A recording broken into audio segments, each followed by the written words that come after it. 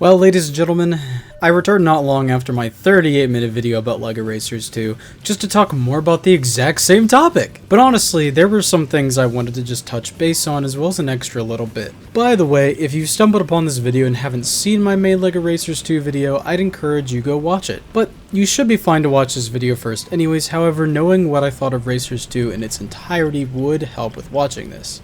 So, without further ado, let's jump right into it. For starters, there are some details about things I missed because I was not aware of them. Thank you to these two commenters who pointed out these things. I seriously can't stress enough how cool it was to be educated on things that I never knew about a game that I have been playing for so long. I almost wish I had known about these things for the main video. First thing I noticed was how they told me about this being a thing. Yeah, so this rocket power-up, if you hold down the item button, you actually ride the rocket, which gives you quite a boost, to be honest. This almost feels like a... yeah.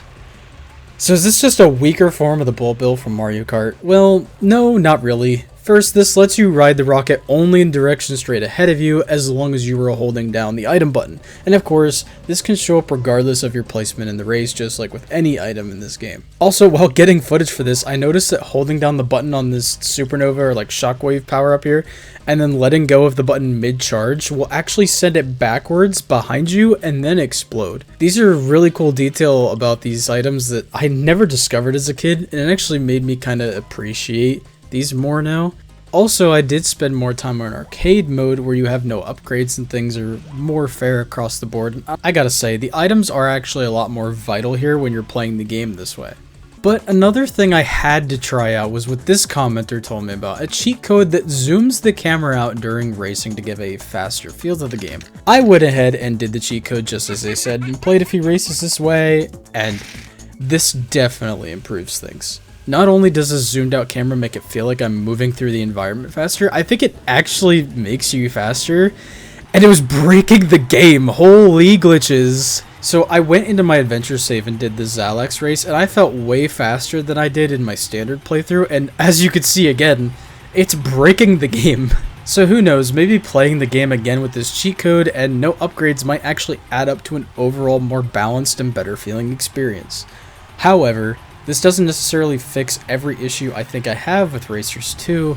For example, with this cheat code, now the driving feels faster, but this also invites more unpredictability to the steering, and your vehicle is still missing a sense of weight. I also forgot to mention this in the main video, but I think Racers 2 would benefit from having drifting as a mechanic. Sometimes there are sharp turns in races that I wish I could drift into, but sadly that is not here. Or at least if it is, I have no idea how to do it. So moving on from LEGO Racers 2, I think that my stance on it from the main video remains the same even with these details. I mean, for one thing, the cheat code is nice, but it's a cheat code.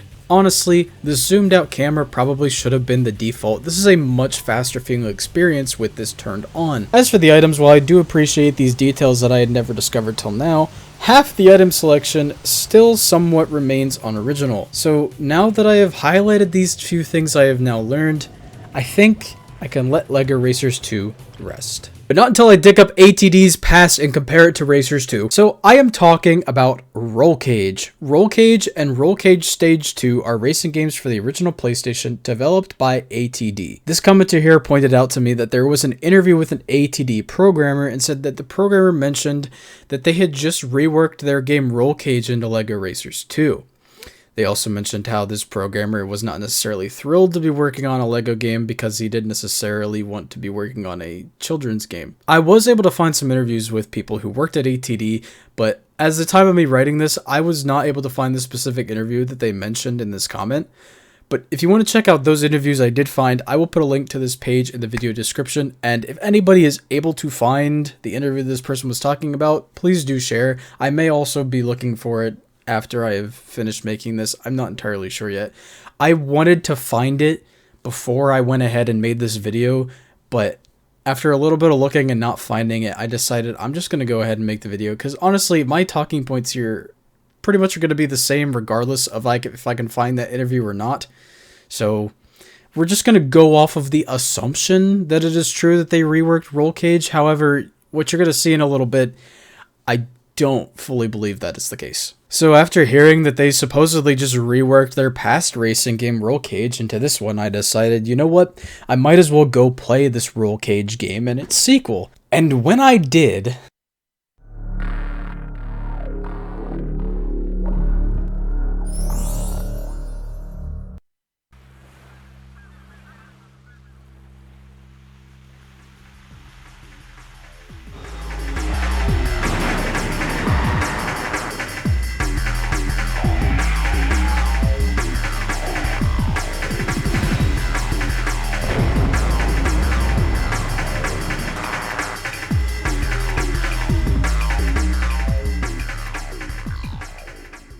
Wow, what a game, man.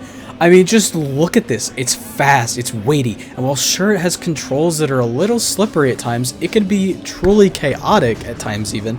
This is a far cry from LEGO Racers 2 in terms of pure action and just raw speed. So let's talk about this. You can drive up walls and even go on the ceilings of caves. The vehicles are basically symmetrical, which allows them to flip and still stay driving, which is a really cool idea, and I think it's very well executed here. We do also have item play, and you can actually hold 2 items and use them independently of each other.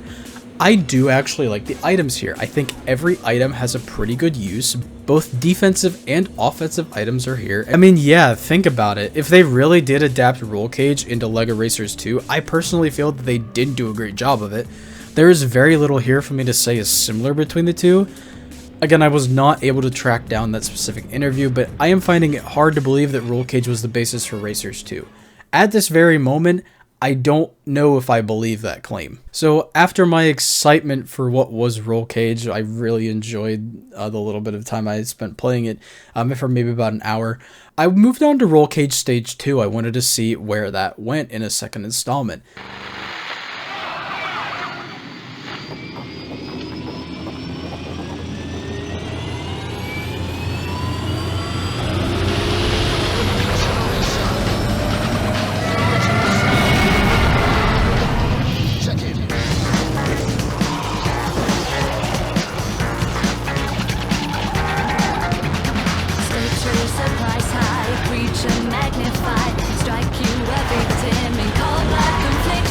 Rollcage Stage 2 is a similar story, though I will say I think Stage 2 does improve some things.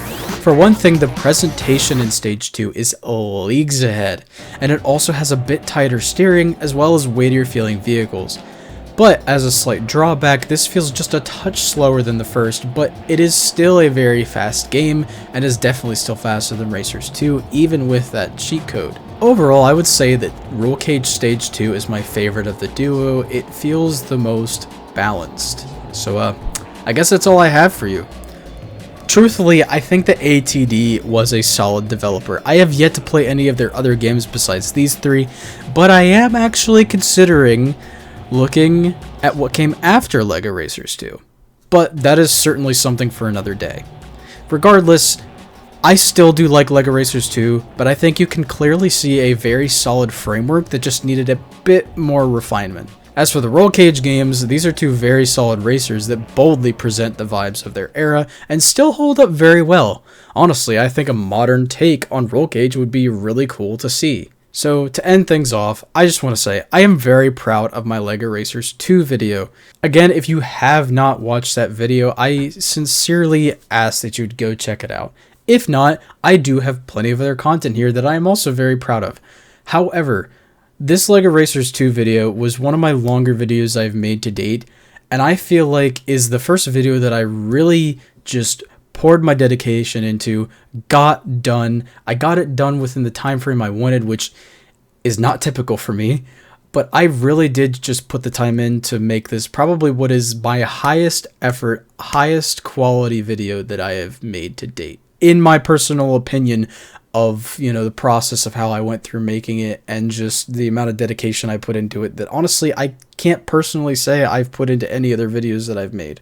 I am looking forward to challenging myself and to put just as much dedication into future videos and put even more dedication into. I am doing YouTube as a hobby first and foremost. I'm really doing this just to hopefully make some quality entertainment, talking about games that I enjoy, talking about topics I enjoy, just things that I enjoy, and doing things with others that we all enjoy. So now, looking to the future of my channel, I just want to say thank you everybody that has checked out this video and any of my videos, really, any of my content. I hope everybody that has found this video is having a fantastic day. I will see you in the next one. Jash out.